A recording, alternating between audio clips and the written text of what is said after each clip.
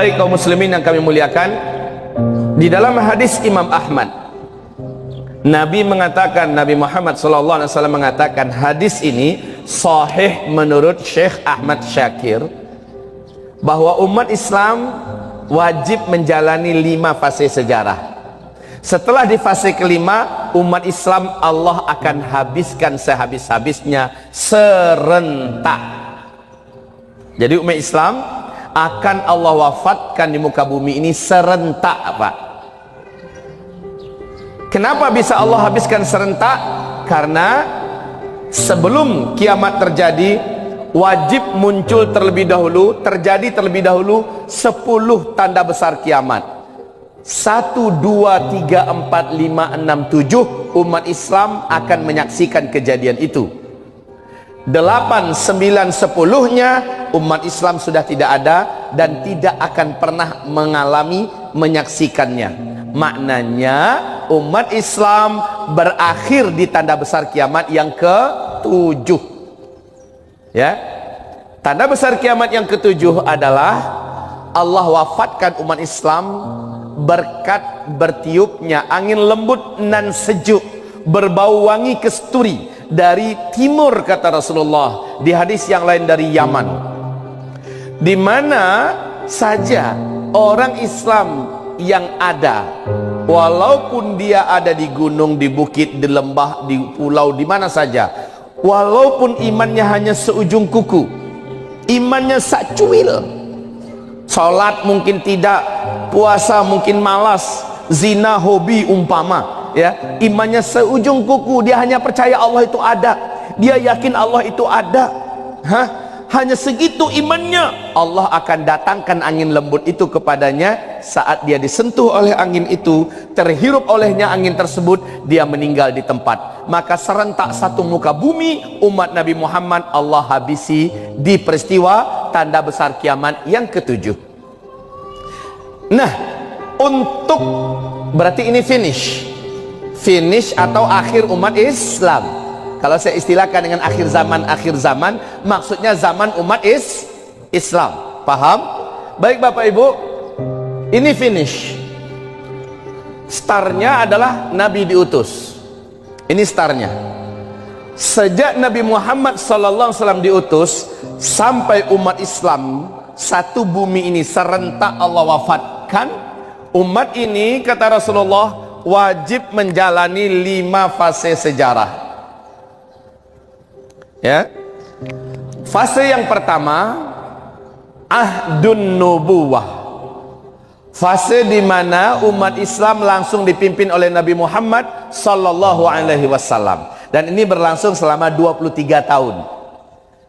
13 tahun Nabi di Mekah, 10 tahun setelah hijrah Nabi di Madinah, genap 23 tahun meninggal Nabi Muhammad sallallahu alaihi wasallam, maka berakhirlah fase yang pertama. Masuk langsung pada fase kedua. Umat Islam memasuki fase khilafah ala minhajin nubuwah, kekhilafahan dengan konsep kenabian.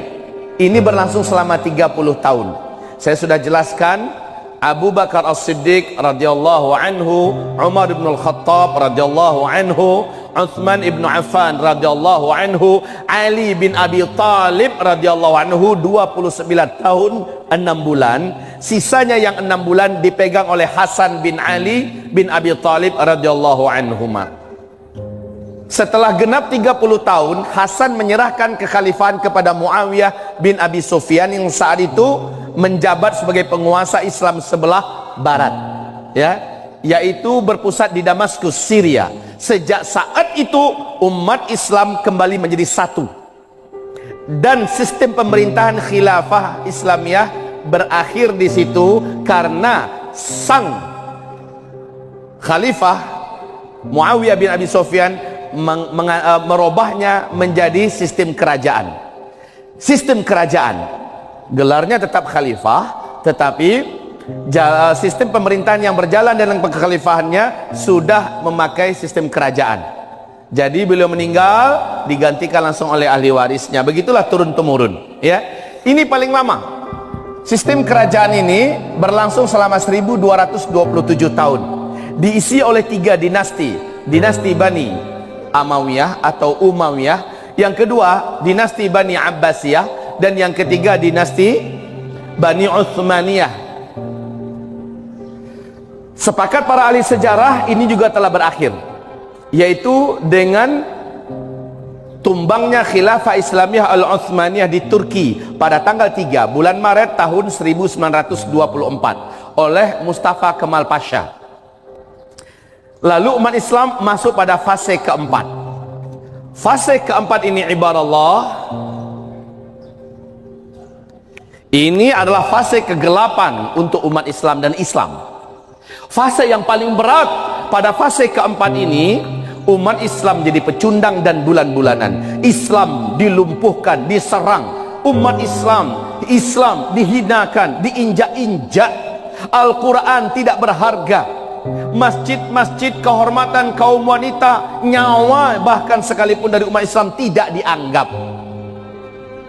Di Palestina, di Yaman dan lain-lainnya, yang jadi korban adalah umat Islam dan nggak dianggap. Inilah yang terjadi pada fase keempat. Kemudian kaum muslimin yang kami muliakan, fase keempat ini pasti berakhir. Maaf, di fase keempat ini akan terjadi 4 tanda besar kiamat sebagai penutup fase. Betapa beratnya ujian pada fase kita sekarang. Di sini akan muncul, akan terjadi dukhon, tanda besar kiamat yang pertama. Lalu kemudian Dajjal, jaraknya paling lama hanya 3 tahunan. Kemudian setelah Dajjal 1 tahun 2 bulan 2 minggu, muncullah tanda besar kiamat yang ketiga, yaitu tanda besar kiamat yang ketiga, Nabi Isa Allah turun. Kemudian setelah itu dihabisi seluruh orang Yahudi yang ada di muka bumi ini. Setelah itu Allah datangkan tanda besar kiamat yang keempat, sekaligus sebagai penutup fase keempat. Ya'juj Ma'juj lepas.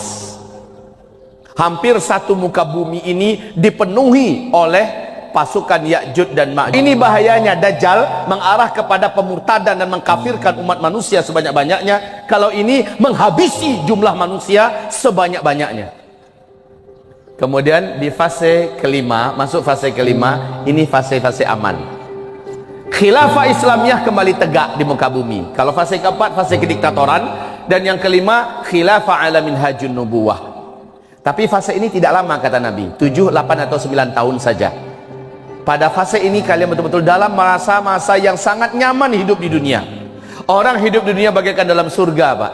Tidak ada kejahatan, tidak ada peperangan, tidak ada perampokan, pemerkosaan, tidak ada bentuk kriminal apapun, dan tidak ada kezaliman sedikit pun. Harta kekayaan melimpah ruah, Arab menjadi hijau kembali. Jumlah laki-laki dengan wanita pada fase kelima ini, jumlah laki-laki dengan wanita pada fase kelima ini 1 berbanding 50. Jangan berpikir poligami. Karena yang berpikir poligami insya Allah udah meninggal duluan. Orang akan sibuk pada fase kelima ini untuk memperbanyak amal, berlomba-lomba memperbanyak amal soleh.